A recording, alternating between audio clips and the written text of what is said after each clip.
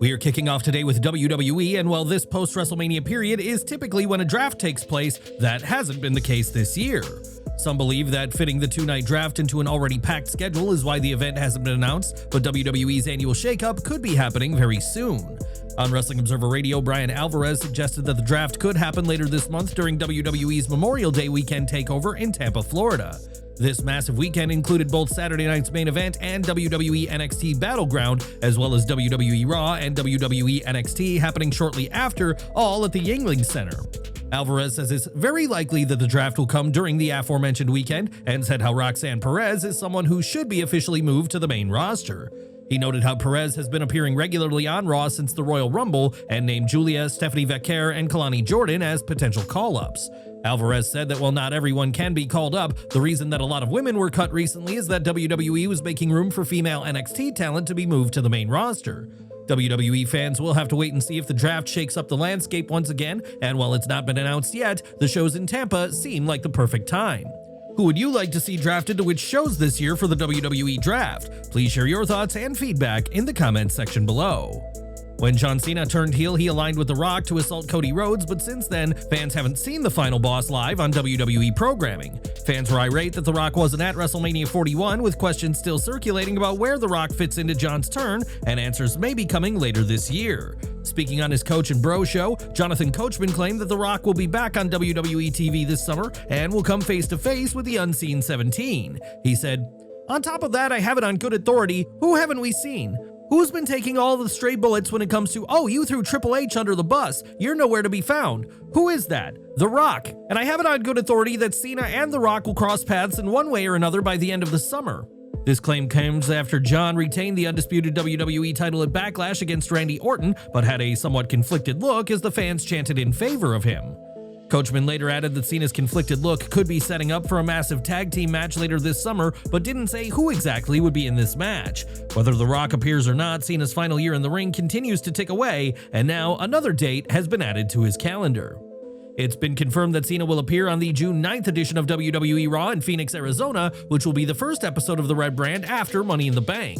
As for The Rock, fans are eager to see his return, as his absence has been a massive strike against John's heel turn, and will he return by the end of this summer? Only time will tell. While fans are awaiting the final boss, one person fans are in no hurry to see is Vince McMahon, who is currently facing Janelle Grant's lawsuit against himself, WWE, and John Laurinaitis. Ahead of WrestleMania, John Cena told the New York Times that he still wholeheartedly loves McMahon despite the allegations, but didn't wish to downplay what allegedly took place. John said that, "I know people are going to be angry about his declaration of love for McMahon, and his comments did indeed earn a backlash, but Cena won't back down." Speaking to Us Weekly, John addressed the criticism he received following his previous comment and said he has the freedom to love or support who he chooses. He said, "Everybody's entitled to their opinion, just like I'm entitled to have an emotional connection to somebody. I don't hold anybody or how they feel or what they view as permissible or things that'll make them angry, happy, excited, or sad. That's their right as a human being. I'm not surprised about any of that." McMahon has denied the claims that his relationship with Grant was anything but consensual, but stepped down from WWE in January 2024, his second exit from the promotion. McMahon reportedly has plans for an entertainment company once the Grant matter is settled, and while he may not appear, fans can expect John to give Vince his full support. When Penta made his WWE debut during Raw's second week on Netflix, fans immediately speculated as to whether Rey Fenix would be joining him on screen. While Fenix would debut in WWE a few months later, he has been on SmackDown, but now it appears that a reunion of the Lucha Bros could be in the works. Appearing on the Raw recap, Penta spoke about his ongoing feud with the Judgment Day and promised that one by one they all will fall. Penta then teased preparing something special for them, which fans took as a tease that he'll be reuniting with his brother to face the Judgment Day. When asked if he has a plan in motion, Penta refused to say, as Roberts made clear he's a fan of Dirty Dom, and the Masked Star expected Sam to share whatever plan he had with Mysterio. Penta has lost to Mysterio on 3 occasions, at WrestleMania, the post-WrestleMania Raw, and at Backlash, and has learned firsthand how the Judgment Day will often interfere. Would you like to see Penta and Rey Fenix reunite to battle the Judgment Day, or should the brothers remain apart for now? Let us know your thoughts down in the comments. Over to NXT, and Myle's Borne and the No Quarter Catch crew kicked things off with a promo, and there was a noticeable botch when it came to the production. Despite this being NXT, Borne was holding a WWE LFG branded microphone in a bizarre spot, and he cut an impressive promo in which he discussed being partially deaf. Borne made clear he wants to be judged based on his ability, not his disability, and the fans in attendance were firmly behind the #1 contender for the NXT Championship. Ethan Page came out and manipulated Borne into putting his title shot on the line for later in the night before Charlie Dempsey met NXT champion Femi in non-title action. Femi had the power advantage, meaning Dempsey relied on his technical skills to keep the champion at bay and prevent him from fully dominating the match. Dempsey tried to keep the big man grounded by working his legs, but Femi proved too much and hit a powerbomb to defeat Dempsey right in front of the #1 contender for his NXT gold. This was a fine match, but it wasn't a show-stealing bout, but there's an argument that it wasn't supposed to be, as WWE is building towards Femi and Borne for Battleground. The match was done to make Femi look like a beast in the ring, hardly a difficult task given how he's able to pick up opponents like he's picking up a bag of groceries. Later in the night, Borne had his chance to prove why he's the #1 contender for the NXT Championship when he took on former champion Ethan Page. Borne looked more competitive than he has before, which was clearly done to make him appear more like a threat to Femi, though WWE didn't make Page job to the NQCC member. Instead, Page got some offense in, but this match was more about helping Borne look like a strong star, while Page again excelled as a veteran guiding a younger talent in the ring. Page is able to put over talent without his own star being damaged, and it was Borne who'd get the win to reassert himself as the next challenger to Femi. Borne won with a roll-up, an interesting bit of storytelling that shows Myles doesn't need to beat Femi's incredible strength, but it takes just one moment for the gold to change hands. Would you like to see Borne beat Femi and become NXT champion, or is Myles not the right guy to topple the ruler of the silver brand? Share your thoughts down in the comments. There was a major heel turn on this week's NXT as Tatum Paxley became more unhinged and destroyed her dollhouse that she previously loved. Paxley spoke about how those she is closest to always end up leaving her, and this was a huge line given that it was WWE acknowledging its recent releases. This line was a nod to the fact that Shotzi and Gigi Dolan, both of whom had been aligned with Paxley, were recently cut from WWE, with Dolan being released outright. Shotzi has been informed that her contract will not be renewed, and Javier Bernal, Tatum's real-life boyfriend, was also among those released from WWE. On NXT, Tatum's segment also had Thea Hale and Carmen Petrovic, who Paxley seemed to be jealous of, and this was all setting up a match between Paxley and Hale. Hale got the disqualification win as Paxley used a thumb to the eye when locked in Hale's submission, and after the match, Paxley continued to claw at the face of Thea Hale. Referees tried to stop Tatum, but she continued to attack Hale, cementing her heel turn that one could argue has been building for a long time. Before Shotzi and Dolan, Paxley was aligned with the likes of Lyra Valkyria and Wendy Chu, both of whom have since moved on and left Tatum behind. While releases are rarely a good thing, it's led to a major character development for Tatum Paxley, and we'll have to see if WWE can keep the momentum after this week's heel turn. Back to the main roster as Karrion Kross has been captivating audiences with his intense promos on TV and social media, but fans noticed his lack of spotlight from this week's Raw. While Kross was on the show, he was only part of the background of a backstage segment, which showed him gifting his best-selling shirt to the New Day. On Twitter, a fan posted about Kross's absence, noting his status as a top merchandise seller didn't translate into any significant screen time this week. This caught the attention of Bishop Dyer, formerly known as Baron Corbin, who responded by saying how they don't like it when you get over on your own. A fan responded to Dyer saying stars who are bitter at WWE will never surpass their time as superstars because they relied on WWE's support to make themselves a star. The fan also said that if Dyer truly got himself over while in WWE, then he should show that now that he's free of WWE, and brought up Matt Cardona as someone who's done just that. This also earned a response from the Lone Wolf, who said that his initial tweet had nothing to do with him and that he loved his dozen or so years as a WWE contracted performer. Dyer added that his post was not about himself at all, but Karrion Kross, who is busting his on his own, and the former Baron Corbin said that they don't always like that. Dyer is hopeful Triple H does like it and acknowledged that it's different now, and we'll have to see if Kross developing his own promos on social media helps or hurts the ex-NXT champion. But what do you think? Was Dyer's post only about Kross, and do you think Karrion should be receiving more on WWE TV? Let us know in the comments. When you say Joe Hendry's name, there's a good chance he'll appear, even at WWE events, as we've seen over the past 12 months. Recently, PW Insider reported that WWE is hoping to sign Hendry to a contract should he become available, with some of the company even calling the deal a lock down the line. Hendry appeared at his first WrestleMania last month, and on the Insight podcast, discussed Triple H's post-show comments where he said fans can expect Joe at future shows of shows. He did say that to me backstage. Exactly what he said at the press conference is exactly what he said to me backstage. This is what I really like about my interactions with Triple H. He's an awesome guy, and for him to take that moment to come over, he's producing WrestleMania, because that moment is for me, for him to give me the moment like, hey listen, you'll be here again, but this is the fun part. For him to say that, in a way, him telling me that takes all the nerves away. Triple H is optimistic that WrestleMania 41 won't be Joe Hendry's final time competing at WWE's biggest event, and on the podcast, Hendry himself teased making a move to WWE. He said, "I really hope that there are WrestleMania moments. Who knows what's going to happen next? I'm in my contract year right now, and it's a very exciting time, and I'm doing my best to give the audience everything I can give."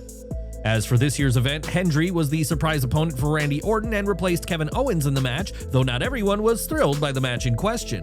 Rather than a long battle, Orton rather easily beat Hendry in a matter of minutes, a move that many believed has harmed TNA given how swiftly their world champion was defeated. On Insight, Hendry wasn't worried about the match and argued that, contrary to what some have said, he was not squashed by WWE's resident apex predator. He said, "The thing is, one, it was back and forth, so I got offense in. It's Randy Orton's 20th WrestleMania. It's also Randy Orton. The thing is, I did the spin around, so it's me being the Joe Hendry character. The RKO is one-hit kill. And let's be honest, the next how many days later, we had the biggest show TNA had ever done in 10 years, and we had higher attendance at Slammiversary. I understand what this is, and my job is to put asses in seats for TNA wrestling."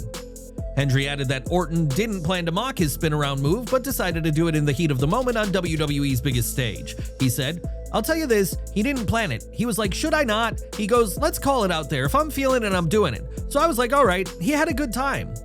Fans have not seen the last of Joe Hendry in WWE as he'll compete at NXT Battleground, but it may be a matter of time before he goes from TNA star crossing the line to full-time WWE superstar. Would you like to see Hendry sign with WWE, or would him joining make his appearances less interesting as he isn't coming from a different company? Let us know your thoughts below. On Raw, The New Day received another frosty reception from the fans, and during their entrance, Kofi Kingston, pointing his finger at a young fan, earned him a slap by the Kid. At the time, Kingston sold that it had hurt his hand, and on Twitter, the World Tag Team Champion went further, saying, "Punk-ass kid should have been yeeted out of the building." Kingston added that fans should never touch me, as the WWE veteran is fully embracing his role as a dastardly heel after spending the vast majority of his WWE run as a babyface. On Raw, a triple threat match was made, pitting The New Day against American Made and the War Raiders for the gold, a match that'll see the World Tag Team titles on the line. For Kofi and Woods, the odds will certainly be against them, and we'll have to see if they can keep the gold, and if fans take Kofi's demand to keep their hands to themselves to heart. Back to NXT now, as Trick Williams and Joe Hendry met for the contract signing to make their TNA World Championship match official for NXT Battleground. Hendry spoke at length about the significance of the TNA World Championship, the importance of TNA to him, and his own importance to the promotion. The question now is whether Hendry will be able to retain the title, or if Hollywood Trick will become the first active WWE superstar in this partnership to win TNA Gold. While there have been crossover title matches before, no talent has won gold from the other company, but Williams would arguably be the perfect person to break that streak. A Williams win would be a huge moment and draw attention from fans of both WWE and TNA, and this heel turn for Trick would generate a lot of heat as a WWE star in the smaller TNA. This would also set up a feel-good moment for when someone from TNA wins the title back from Trick, either Hendry or somebody else from the TNA roster who'd instantly become a star. Ever since the TNA WWE deal was announced, the idea of a title change across companies has loomed, and not having it happen even once would seem like a wasted opportunity.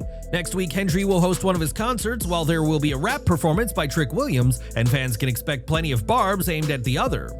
Should Trick Williams be the one to bring TNA Gold to WWE, or should Hendry leave Battleground standing tall? Share your thoughts and predictions in the comments section. Stephanie Vaquer was on NXT to discuss Jordynne Grace being the #1 contender for the women's title, but the champion was interrupted by fatal influence. Grace came out and made clear she wants Vaquer to be 100% when they meet at Battleground, and this set up a tag team match against Fallon Henley and JC Jane. Grace got the win for her team in an okay match, but one that did very little to move the story along between the NXT Women's Champion and her challenger. There were WWE Hall of Famers on NXT as Bubba Ray Dudley and The Undertaker appeared alongside two female finalists of WWE LFG, Tyra Mae Steele and Zena Sterling. The group was quickly joined by the NXT Women's Division, who weren't happy with the idea of someone new coming in and potentially taking one of their spots. Back in the ring, Wes Lee battled Tony D'Angelo, and just as it appeared that Tony had things won, Stax appeared on the Titantron to provide the distraction. Stax shared that he was at the safe house that Adriana Rizzo was kept in, and this distraction allowed for Wes to get a win over the Don of NXT. Stax spoke about going inside and seeing Rizzo, and later in the night, D'Angelo was seen driving to the safe house, where he was ambushed by Stax. Stax vowed to end the D'Angelo family at Battleground, and a match was made for the pair at NXT's upcoming event. We've got news from TKO now, as company president Mark Shapiro was at the JP Morgan conference this week and discussed the future broadcasting rights for WWE. Shapiro said that NBCU is interested in renewing their deal, which is set to expire at the end of March 2026, but WWE is keeping their options open. Shapiro added that WWE remains open to working with multiple partners, as it's financially smart to not rely on a single platform, but admitted that this can be frustrating from a fan perspective. WWE's broadcasting rights are a massive money earner for TKO, and Shapiro will ultimately do what makes the most business sense for the sports entertainment juggernaut. It's no secret that CM Punk isn't every wrestler's cup of tea, just ask the Elite and AEW, and this week, Dominic Mysterio made his views clear on the best in the world. Speaking to the Wrestling Classic, Mysterio was asked about Punk and their history, and the Intercontinental Champion didn't hold back. He said, "I think we both mutually hate each other equally because I fucking hate CM Punk. I don't know what it is about that guy because he looks like Eddie Munster and I just want to kick him in the fucking face. Or the fact that like, oh, he finally did it. He finally got his WrestleMania main event. Like, good for you, old man. 60 years old and it took you 45 years to accomplish your one goal. Like, goddamn, dude, it's about time." Mysterio was Punk's first WWE opponent after his return to WWE, and the Chicago-made superstar would earn 2 victories over Dirty Dom in December 2023. Will Dom and Punk cross paths again? That remains to be seen, but if so, there will be no love lost between the self-proclaimed greatest Intercontinental Champion of all time and CM Punk.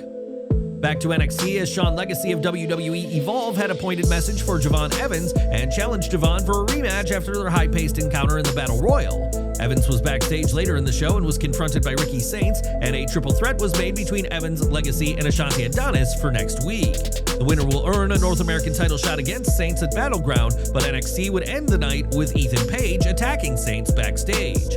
Perhaps Page will be added to next week's triple threat, and if so, it's possible that it'll be Page who challenges Saints for the gold at Battleground instead. Page was seen holding the NXT North American title, and we'll have to see if the former NXT champion can worm his way into a shot for the North American gold. And that was this week's NXT, and what did you think? Let us know in the comments